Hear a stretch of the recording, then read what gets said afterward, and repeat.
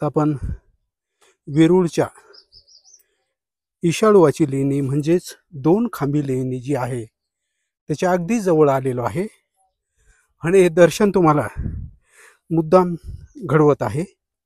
पाऊस पडल्यामुळे बरंचसं निसरडे झालेलं आहे. इथून आपल्याला जावं लागतंय वरती.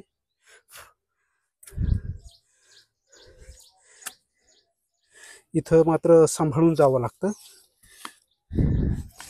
कारण स्थानाची ओढ असल्यामुळे मी बऱ्याच वेळेस ईशाळवाची लेणी या ठिकाणी येत असतो. आपणही माझ्याबरोबर सध्या स्थानवंदनासाठी आलेले आहे असं मी समजतो.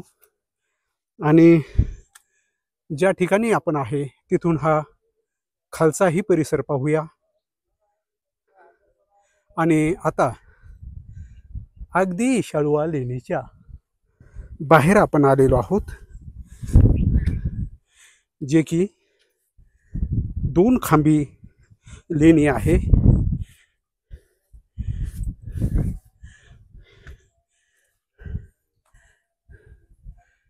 ही लेणी आपण सध्या पाहत आहोत. पावसाळ्याचे दिवस असल्यामुळे अतिशय रमणीय असं लेण्याचा परिसर झालेला आहे. हीच ती 2 खांबी लेणी म्हणजेच ईशाळवाची लेणी. या ठिकाणी हा जो दुसरा खांब आहे, या दुसऱ्या खांबाच्या ठिकाणीच इथे आसनस्थान आहे. सर्वज्ञ श्री चक्रधर प्रभू 16व्या लेणीमधून म्हणजेच कैलास लेण्यामधून भक्तजनांच्या समवेत ईशाळवाच्या लेणी येथे आले.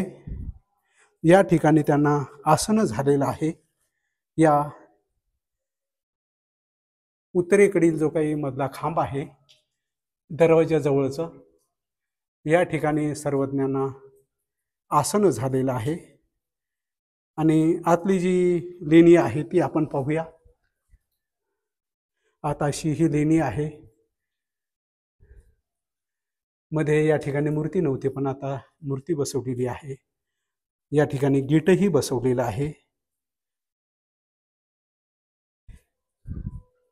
हेच ते पवित्र स्थान.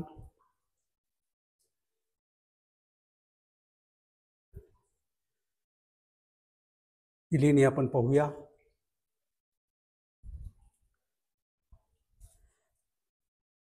वेरूळ परिसरामध्ये सर्वज्ञ श्री चक्रधर स्वामींचे अनेक स्थाने अनेक लेण्यामध्ये आहेत. आता मी एकांतासाठी शांततेसाठी आलोय, पण माझ्याबरोबरही आपल्या सर्व बंधू भगिनींना या स्थानाचं दर्शन व्हावं म्हणून मी या ठिकाणी आलोय. आपण थोडीशी या ठिकाणी पूजा करूया.